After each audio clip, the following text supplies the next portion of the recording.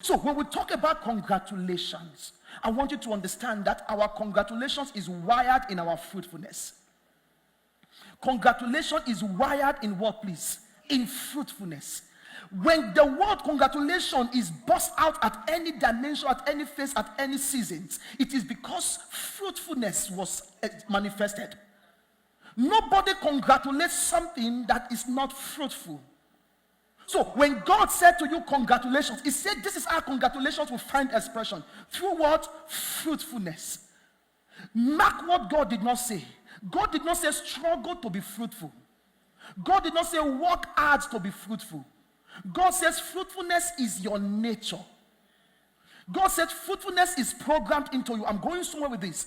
Why? Because many of us have this work mentality, which is nothing wrong at all. You understand you need to work at things.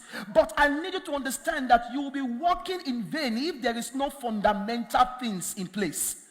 You can never invent anything if there are no raw materials to use for the invention in the first place. The reason why you can even have idea to invent something is because there's a brain working somewhere first. What God supplies is the raw materials. So while many of us are invested so much in the working process, we neglect the fundamental principles. People of God, be fruitful. There is a work part of it. But the first thing you need to understand and settle in your mind is that your nature is a nature of fruitfulness. A man who has not settled in his heart and believe in his heart that he is wired to be fruitful, you will see his approach to life. I learned this early in my life. The smartest guys in class back in high school were the guys who knew that they were intelligent. Because they knew they were intelligent, the way they approached their study was different. The guys who knew that they were smart, when they opened the book, they read the book from a certain understanding. In other words, when you know that God has programmed fruitfulness in you, you will engage your work with that consciousness.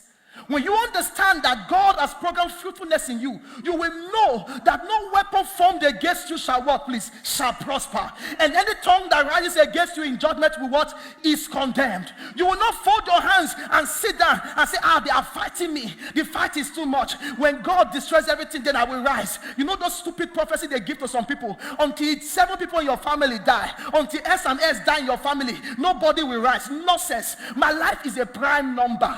A prime number is only divisible by 1 and itself. My life is only determined by God and Benny. Every other factor is a wasted effort. I am fruitful. I pastor a fruitful church. So I'm not defined by what I see, by my circumstances. I am defined by my nature.